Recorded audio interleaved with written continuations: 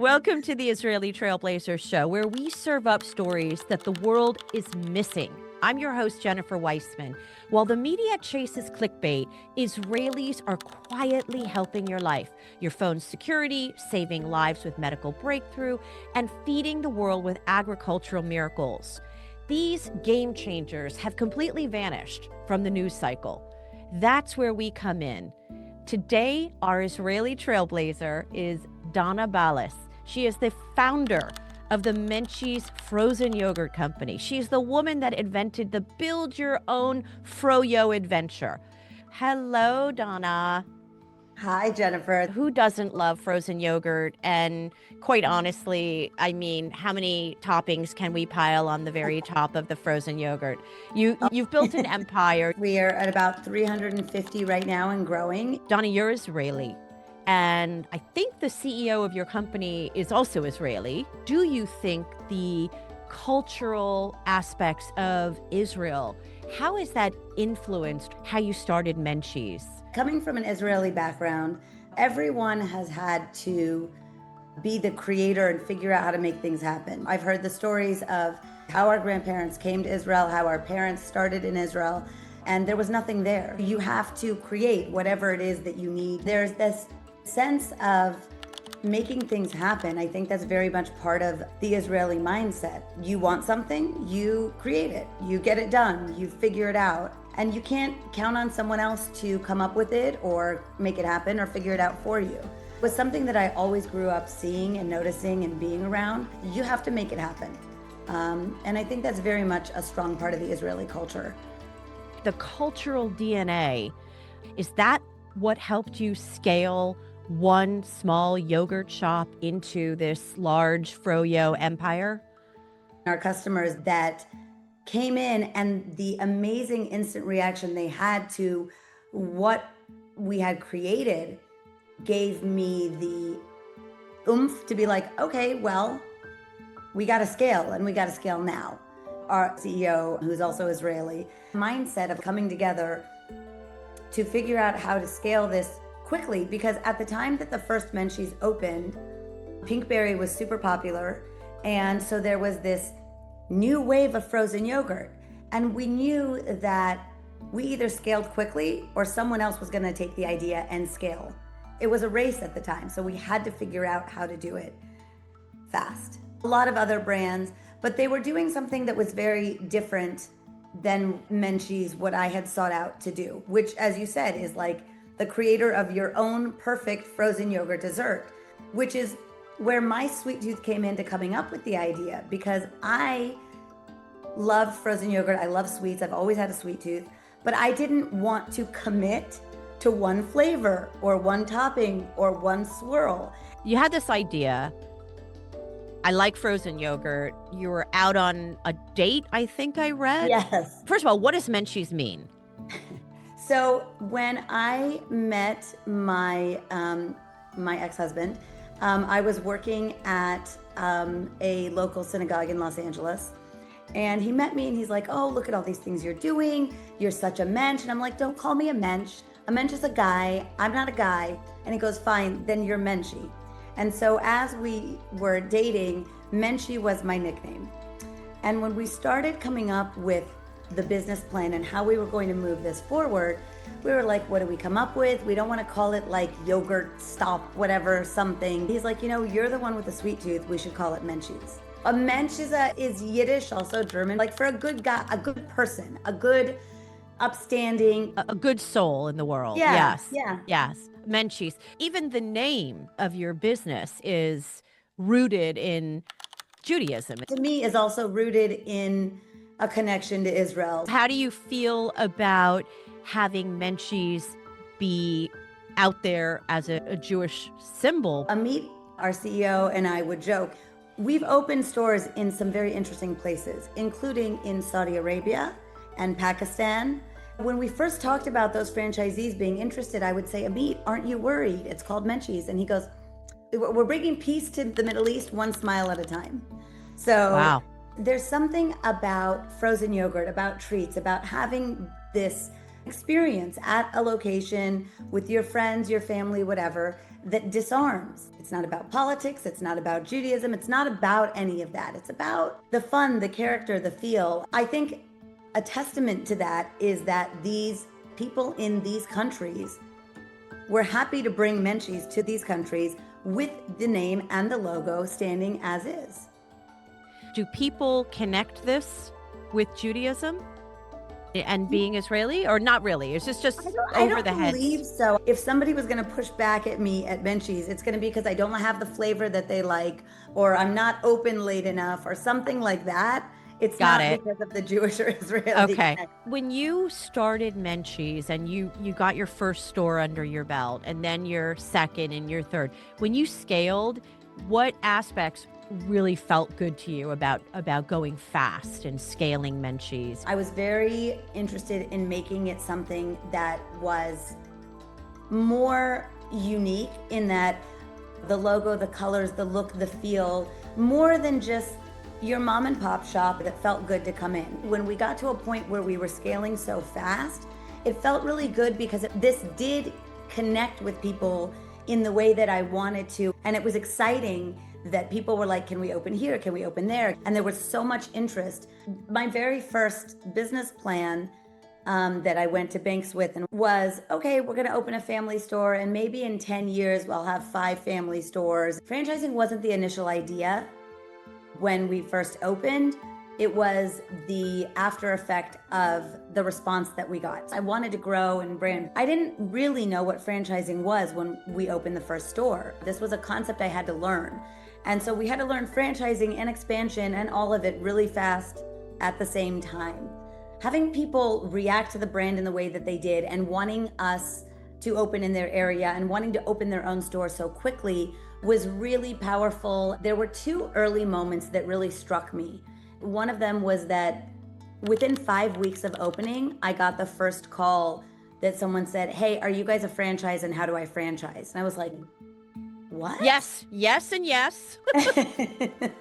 And I was like, let me get back to you. The fact that within 5 weeks of opening the first store, that people was amazing. And then the other really cool thing that happened pretty quickly, which is also part of being in Los Angeles, but a production company for Paris Hilton's, I think it was called The Simple Life, when she was on like a farm show or something. The production company asked if they could come and film in the store. And I was like, sure, okay. This is before we ever thought like, oh, would there be fees or whatever. I was just so excited that we were getting noticed, right? Maybe 2 months after opening. And when the production company came in, they're like, okay, we're gonna go through the store and we're gonna tape everything that doesn't have your logo. We don't have permission. And they're walking through the store and she comes out after, she goes, I don't know that I've ever seen this before. I have nothing to cover in your store other than the Visa and MasterCard logo on the way in. These moments of like, hey, people want a franchise. And look, we're so well branded. What I created with that first store was so much more than a FROYO store. 18 years later, it stands the test of time, right? This was very funny. My son yesterday, who's 13, was asking me about someone and I said, oh, they're really, really famous. And he goes, Mom, you're famous. And I'm like, I'm not famous. He goes, you started Menchies. You're famous. I gotta love that kid. Yes. That's He's my very current sweet. favorite. No, I'm just kidding. Current favorite, longstanding favorite, that one. I think that what he's onto though is culturally, right? Kids, that's their gathering place. FROYO. Adults, it might be Starbucks or a coffee house. But for kids, that's pretty cool to have a mom that invented basically modern day frozen yogurt, right? So it was the Israeli dad telling his Israeli daughter, hey, make lemonade. Yeah. You don't have anything else to do. Go full on with Menchies. And essentially, you built a FROYO empire based on some chutzpah and extra time on your hands. Yeah. And I'll tell you also, the amazing thing about the Israeli dad and the Israeli chutzpah is that people are like, oh, so your dad helped you open. And I said, actually, no. My dad said, if you can't get this open yourself, if you can't get the funding, if you can't get a bank loan, if you can't get a landlord, you shouldn't open. And he could have helped me open. But he's like, you've got to do it. And again, that's that chutzpah, that's that figure out how to make things happen yourself. How you've been successful using that Israeli mindset. What does it mean to be an Israeli? How do I stand strong? For me, part of really grasping my Israeli identity while being in the US was learning to be proud of who I am, my heritage, my history, my name that's spelled differently, my customs that are a little bit different. We grow up in a place where you want to brush all of that under the rug. You just want to fit in. You want to be Donna, Donna, not... I did for a while. I wanted to fit in so much for a while that I was like, maybe I should change the spelling of my name. Maybe I should go by my middle name. I wanted things to be easier. And especially in middle school, high school, it was the part that gave me the, I don't know, the chutzpah, the identity, the desire, the I can do this. We come from a long line of people who have had to fight for the very existence and fight for all of this. And I don't want to say fight because fight, sometimes it's not the negativity. It's the let me create my place in the world. And it's not always a fight, but it is a push of existence. Does that make sense? Yeah, I know. I understand what you're saying. You are defining yourself by the value system that your Israeli / Iraqi, Jewish parents Iraqi, Romanian, Israeli, Jewish. And I think that also having a mixed Ashkenazi Mizrahi culture was really interesting and helpful because had been in the past Ashkenazi, Mizrahi, they didn't always get along. So I am the combination of both sides. And I learned the culture, the history, the beauty of both sides, and just hanging on to that heritage and that culture has been really important to me. Like my kids were born in the US, they all have Israeli names, like Hebrew names. They don't have a Hebrew and an English name. And for better or for worse, I'm sure sometimes they hate me. People don't always get their names right the first time, but they're proud of their background. They're proud of their heritage. We come from a long tradition.